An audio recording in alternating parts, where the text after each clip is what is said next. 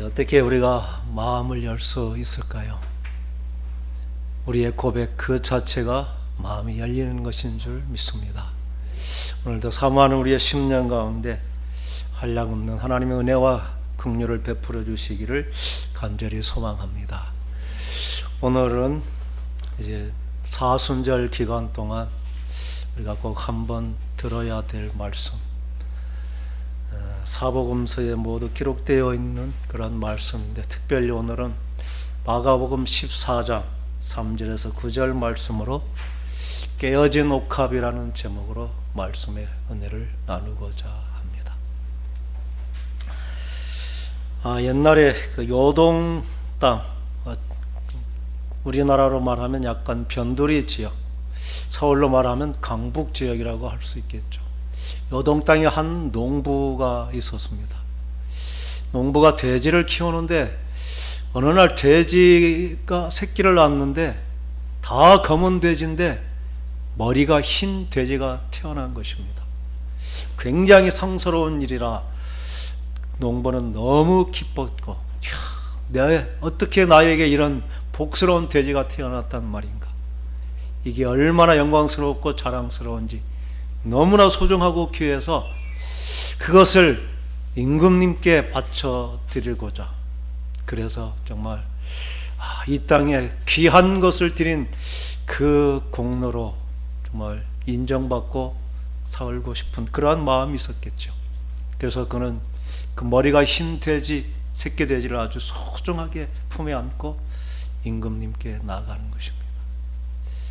그러면서 강북 그 요동 지역을 지나서 요서 지역에 가 봤는데 웬일입니까? 지나가면서 보니까 그곳에는 모두가 머리가 흰 돼지들이 너무나 많이 있었던 것이죠. 그래서 그 농부는 정말 자기가 귀하게 여겼던 것이 그렇게 사실 귀하지 않구나, 정말 다른 것에 비하면 하찮은 것일 뿐이구나, 그것을 깨닫고 부끄러워 그 돼지를 안고 돌아왔다는 얘기.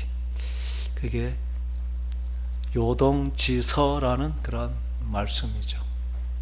한 나라 장군이 정말 자기 공로가 크다고 생각해서 왕의 명령도 어기는 그때에 너의 공로가 큰 것 같지만 공로로 따지면 너보다 더 많은 공로가 있는 사람들이 있으니 너무 교만하지 말도록 하신 말씀 가운데 그 얘기를 했다는 것입니다. 오늘 우리는 예수님 앞에 부름받고 소명을 받고 나름대로 하나님 앞에 우리가 믿음을 가지고 사노라 그렇게 말합니다. 그러면서 오늘 우리는 한 여인의 정말 그 헌신을 보면서 과연 나의 자랑이 하나님 앞에 얼마나 부끄러운 것인가, 그러면서 우리는 어떻게 또 그러한 진정한 가치 있는 그 자랑을 가질 수 있을까, 오늘 이 말씀을 통해 그런 은혜를 함께 나누고자 합니다. 오늘 이 말씀을 우리가 반드시 들어야 되는 것은 예수님이 하신 그 마지막 말씀이죠. 내가 진실로 너희에게 이르노니 온 천하에 어디서든지 복음이 전파되는 곳에서는 이 여인이 행한 일도 말하여 그를 기억하리라. 사복음서의 기록이 다 조금씩 다르지만 이 말씀은 마태복음의 말씀과 우리 한글 번역으로 딱 두 군데만 다르게 기록되고 똑같이 이 말씀을 하고 있습니다.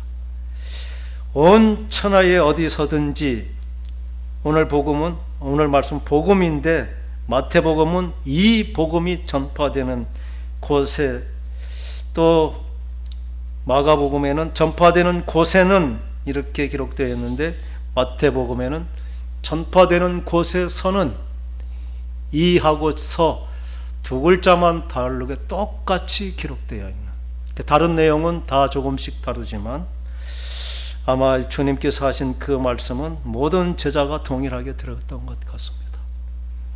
오늘 2000년 전에 약속하신 그 선포 그대로 오늘 우리는 정말 옥합을 깨뜨려 예수의 머리에 부었던 그 여인의 헌신, 그것을 기억하며 우리도 그러한 정말 참 헌신의 사람으로 세워지는 저와 여러분 될 수 있기를 간절히 소망합니다. 예수님께 향유를 부은 사건은 성경에는 세 군 네 복음서 다 기록되어 있습니다. 마태복음과 마가복음의 말씀은 거의 비슷하고 또 누가복음과 요한복음의 말씀이 비슷하지만 조금 다릅니다. 그래서 어떤 사람들은 이것을 예수님께 기름 부은 사건은 3번에 있었던 일이다. 누가복음에 예수님의 사역 초기에 있었던 일, 그리고 요한복음에 기록된 대로 6월절 엿새 전에 베다니에서 있었던 일, 그리고 마태복음, 마가복음에서 말씀하시는 그대로 6월절 이틀 전에, 주일로 말하면 수요일에, 이제 금요일을 그 예수님이 십자가에 그렇게 못 박히시는 날 이틀 전 수요일에 있었던 그러한 3번의 사건이라 이렇게 성경 그대로 해석하면 그렇게도 볼 수 있습니다. 그러나 우리는 이것을 하나의 사건, 한 번의 이야기로도 들을 수 있습니다. 그러할 때 우리가 그 예수님께 기름을 부은 그 이유와 또 그 깊은 의미를 더 분명하게 우리가 분별하여 알 수 있을 것입니다. 오늘 주신 말씀을 기준으로 하면 예수님께서 베다니 나병 환자 시몬의 집에서 식사를 하실 때입니다. 마태복음에는 마르다와 마리아의 집, 나사로의 집에서 예수를 위해서 잔치를 벌였다 이렇게 기록되고 있고, 오늘은 그 베다니 나병 환자 시몬의 집이라 이렇게 말하고 있습니다. 베다니는 예루살렘에서 가깝기도 하지만 베단이라고 하는 것은 슬픔의 집, 그러한 뜻으로 정말 많은 어려움과 정말 힘들고 어려운 그러한 사람들, 버림받은 소외된 사람들이 모여 사는 곳, 문둥병이라고 이렇게 사람들에게 외면당했던 그런 사람들이 사는 곳, 그게 바로 베단이었죠. 아마 거기서 있는 잔치, 식사 자리는 그렇게 거창한 식사는 아니었을 것입니다.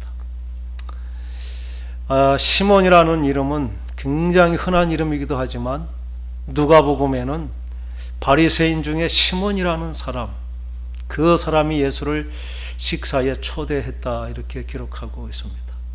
그리고 오늘 말씀은 그 시몬이라는 사람은 나병 환자 이렇게 말씀하는 것이죠. 사실 나병이 지금도 나병이었다면 아마 아무도 그를 가까이 할 수 없었을 것입니다.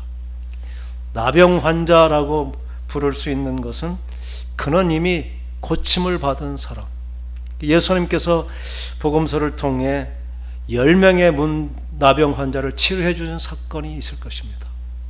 아마 그 중에 한 사람일 확률이 굉장히 높죠.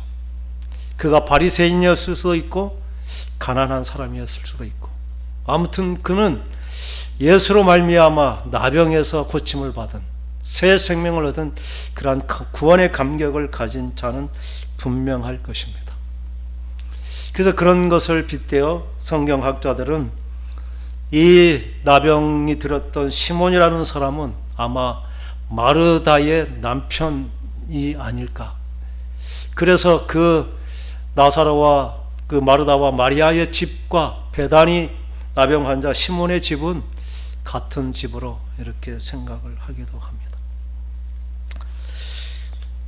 그 집에서 잔치를 하면서 그때 한 여인, 모든 복음서에는 그 여인의 이름이 기록되지 않는데 요한복음에만 그 여인을 마리아라 이렇게 기록하고 있습니다. 그 여인이 매우 값진 향유 그러면서 그 향유의 이름을 나드 향이라고 하는 것은 인도 지역, 그 히말라야 산맥, 그 고온 지역에서 나는 그러한 정말 식물에서 나는 향유, 잘 보관하면 이 향유가 3000년 동안 그 향유가 사라지지 않는다고 하는 아주 귀중한 왕실에서 쓰는 그러한 고급 향유이죠. 그래서 그러한 향유 한 금, 한 옥합에 가득 채워진 그러한 향유를 가지고 왔습니다. 그리고 그 옥합을 깨뜨려서 예수의 머리에 부었습니다. 아마 식사가 거의 끝나서 그렇게 있을 때 그러한 일어난 사건일 것입니다. 다른 복음서에는 옥합을 깨뜨렸다는 그러한 기록은 없지만 아마 이 복음서에 그렇게 구체적으로 기록한 것을 보면 모든 향유를 부을 때 완전히 깨뜨려서 그 향유가 다하도록 부었음을 보게 됩니다. 오늘 주신 말씀은 옥합을 깨뜨려서 그 머리에 붓고 그 향유가 그의 전신에 다 흘러내리게 했지만 마태복음에는 그 향유를 붓고 그 향유가 온 몸에 다 흘러내렸을 때 이 여인은 자기의 머리털로 예수의 발을 씻겨드렸다, 이렇게 기록하고 있습니다. 그리고 누가복음과 요한복음에는 향유를 예수의 머리에 붓지 않고 발에 부었다.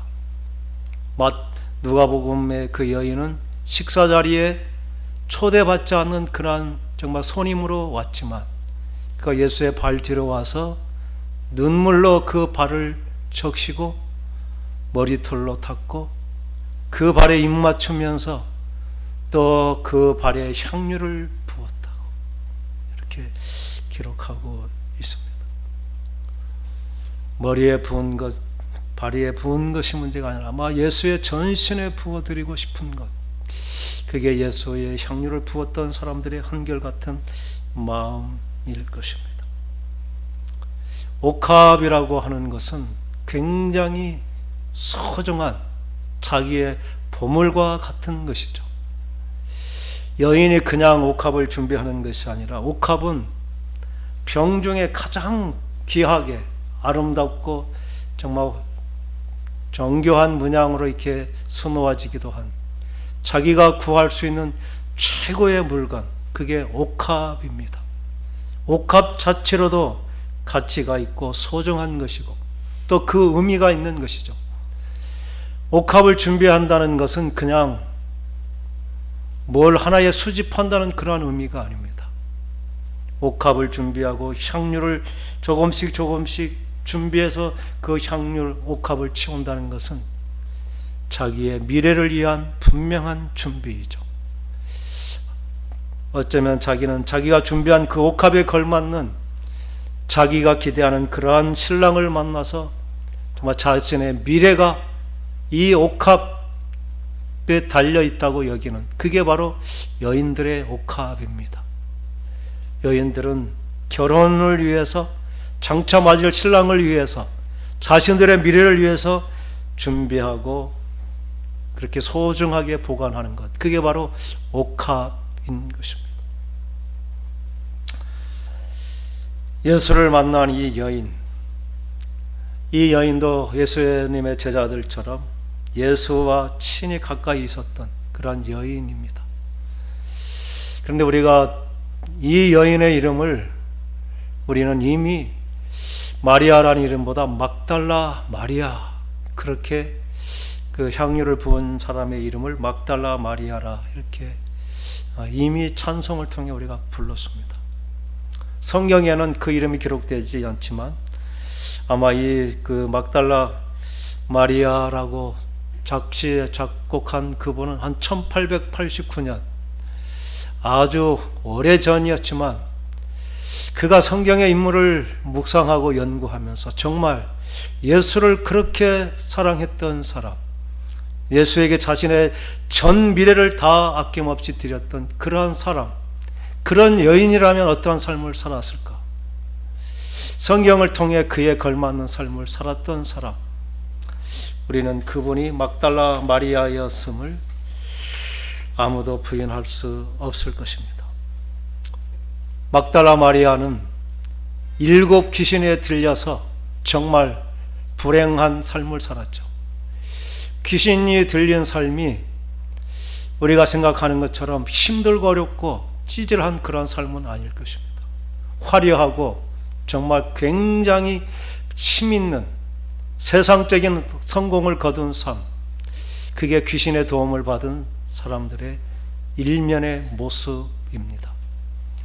우리는 귀신 들려 막 울부짖는 그러한 귀신만 있는 것이 아니라 사람으로 하여금 최고의 명예와 자랑을 얻게 하는 그러한 역할도 보게 됩니다.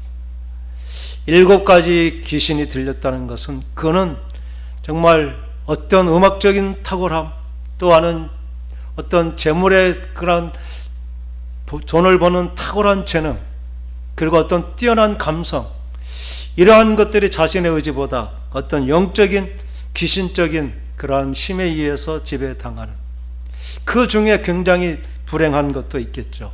어떤 정말 정욕에 사로잡히든지 욕망에 사로잡힌 그러한 비참한 모습들도 있는, 그래서 자기 자신의 의지보다 어쩌면 내면에 있는 그러한 욕망을 이기지 못한 귀신에 잡힌 삶을 사는 여인. 그런데 그가 예수를 만나고 그 귀신이 다 떠나간 평온한 그런 삶을 사는 여인이 된 것, 그게 막달라 마리아였던 것입니다. 그는 고침을 받고 그는 그때부터 많은 물질로 예수의 복음 사역을 도왔던 사람이 되었습니다.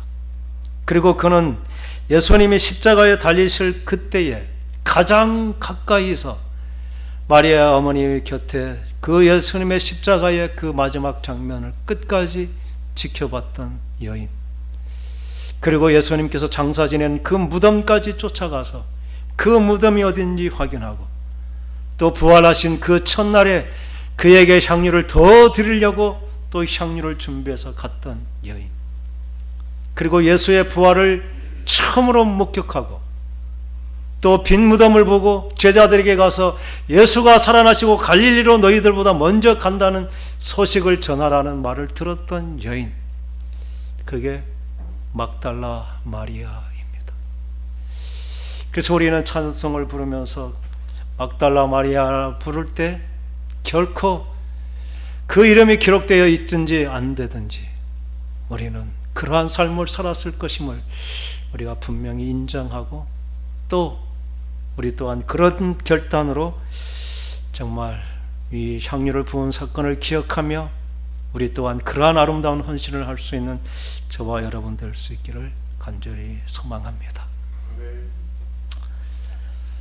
예수를 만났다는 것은 어떤 것임을 분명히 보여주는 것이죠. 우리는 각자 자기의 소중한 향유 옥합이 있는 것이죠. 내 인생, 내 생각, 내 계획, 그리고 내가 추구하고 바라는 나의 미래, 사람은 모두가 자기의 옥합을 가지고 있습니다. 그래서 그 옥합을 가지고 자기의 존귀한 자기의 가치, 자기의 인생의 그런 가치를 드러내는 것. 예수를 믿음에도 불구하고 수많은 사람들은 그 옥합에 귀중한 향유 얼마를 이제 부어드리면서 우리는 정말 주님께 하나님의 은혜를 우리가 갚는다, 이렇게 생각합니다. 그러면서 다른 사람보다 내가 더 많은 향유를 드렸다고 위안을 받기도 하고, 또 내가 할 수 있는 최선을 다했다고 정말 내가 거의 절반을 드렸다, 그러한 위안을 받기도 합니다. 그런데 사랑이라는 것은 99% 다 드려도 결코 만족할 수 없는 것, 그게 오늘 이 여인이 보여주시는 가치입니다. 예수님과 우리의 만남은 그냥 어떤 정말 구원자와 어떤 피조물과 창조주, 이러한 만남, 어떤 그러한 정도가 아니라 완전히 하나됨의 관계, 그것을 성경은 신랑과 신부의 관계로 말합니다. 신랑과 신부는 사랑으로 온전히 하나가 되는, 연합하여 둘이 하나가 되는 그러한 관계. 우리가 예수를 믿었다고 하는 것은 바로 그러한 완전히 하나됨. 그래서 그 핵심은 100% 완전한 사랑, 완전한 헌신, 이게 가장 중요한 것임을 보여주는 것입니다. 하나님께서는 우리에게 마음과 뜻과 힘을 다하여, 목숨을 다하여 주 너희 하나님을 사랑하라, 그렇게 명령으로 말씀하실 만큼 하나님은 우리에게 그러한 100% 전적인 생명을 내어주시는 그 사랑을 우리에게 베풀어 주신 것입니다. 옥합이 깨뜨려졌다는 것은 더 이상 내가 주인된 내 자랑, 내 명예, 내 생각, 내 계획을 다 버리겠다는 그 고백. 사도 바울이 내가 그리스도와 함께 십자가에 못 박혔나니 그런즉 이제는 내가 사는 것이 아니라는 고백. 이게 참 주님을 온전히 만난 사람들의 고백이고, 주님이 어떠한 분임을 분명히 깨달은 사람들의 할 수 있는 선택입니다.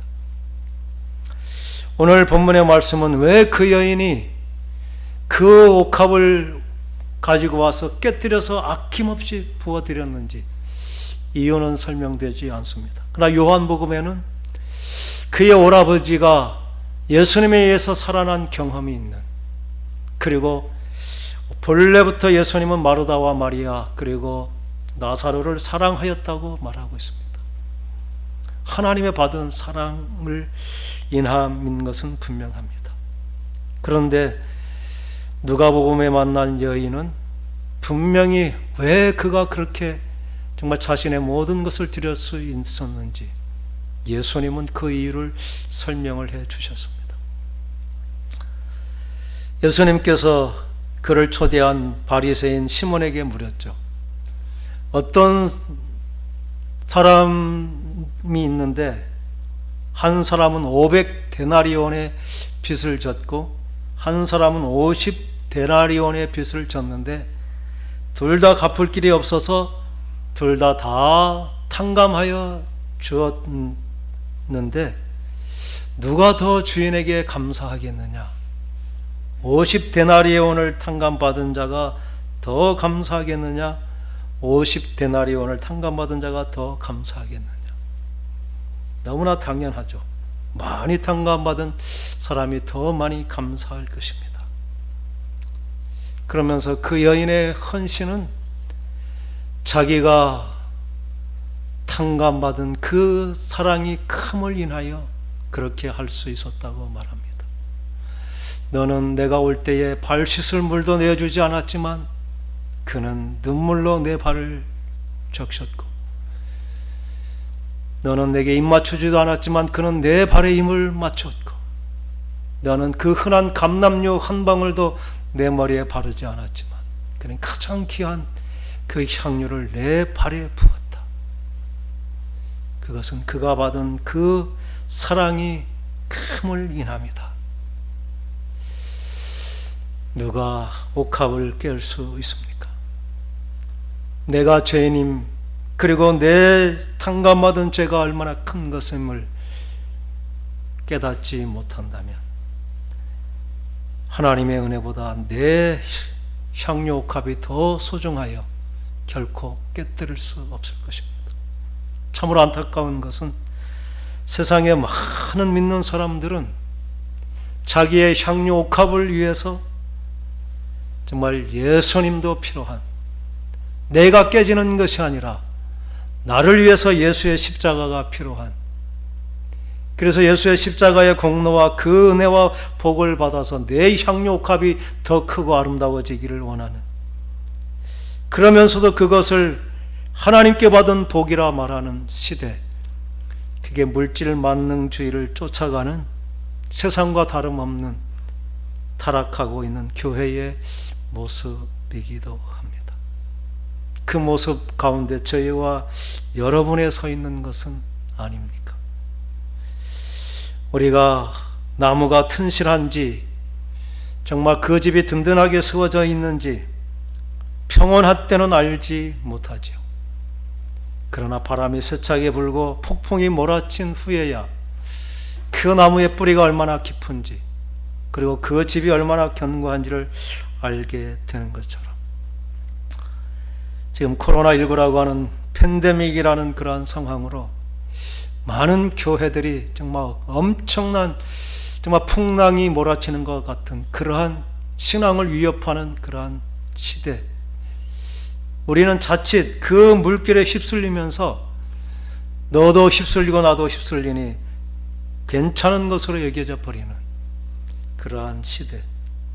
그래서 예배가 와야 되고 무너짐에도 불구하고 그것을 안타까이 여기지 못하는, 마치 점점 우리의 영적인 감각이 무뎌져 가는 그러한 시대. 오늘 이 여인은 우리가 분명히 그 거친 세파를 이길 수 있는 흔들리지 않은 견고한 기둥, 우리가 끝까지 붙잡고 버텨내야 될 이 시련의 때를 이길 수 있는 그 힘이 어디 있는지 분명히 보여주는 것입니다. 과연 예수가 나의 인생의 주인이 되는가?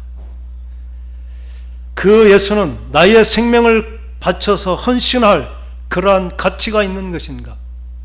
그 결단, 그게 바로 여인의 결단이었죠.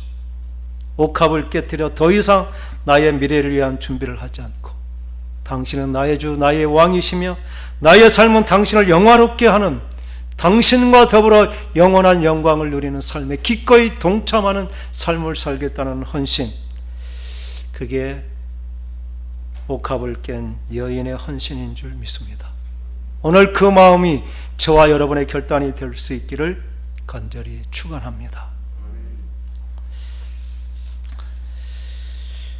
오늘 주신 말씀은 이 여인이 그러한 정말 아름다운 헌신과 결단이 있었음에도 불구하고 그게 수많은 사람들, 아니야 세상 사람들이 아닌 예수의 가장 곁에 있었던 제자들에게마저 비난을 받는다는 것입니다. 어떤 사람들이 화를 내어서 말합니다. 왜 너의 그 소중한 것을 허비하느냐? 너의 그 시간과 열정과 너의 그런 가진 재능, 그리고 건강, 그 재산, 그 모든 기회들, 그걸 왜 그렇게 허비하고 쓸데없는 일에 없애버리느냐? 차라리 그것을 팔아서 가난한 자들에게 줄 수 있겠다. 그것을 돈으로 바꾼다면 정말 더 많은 사람들에게 나눠줄 수 있는 더 많은 전도의 기회를 가질 수 있었을 것이다. 자기들의 생각, 자기들의 계획대로 그 여인의 전적인 헌신에 대해서 아주 비난하는 것입니다. 우리가 예수를 믿고 예수께 내 삶을 드린 결단, 그것은 사람마다 다 다른 것이죠. 모두에게 동일하게 가치를 인정받지는 않는 것입니다. 때로는 내가 한 어떤 결단이 다른 사람에게는 오해가 되기도 하고 비난이 되기도 하는 것입니다. 그런데 참 믿음의 사람은 내가 하나님과 한 그 결단에 대해서 어떠한 비난과 어떠한 정말 모함일지라도 결코 그것에 우리가 거부하거나 그것과 대항하지 않는, 그것에 반응하지 않는, 그 모든 것을 수용하는 것, 내가 한 결단 때문에 식구들 또 아니면 같이 있는 동력자들에게 비난과 원망을 받을지라도 그것을 변명하거나 그것으로 인하여 다른 사람을 왜 그랬냐고 대들지 않는, 그냥 묵묵히 수용하는 것, 그게 이 여인이 우리에게 보여주신 어떤 정말 하나님과 동행하는 사람의 참 그 힘을 보여줍니다.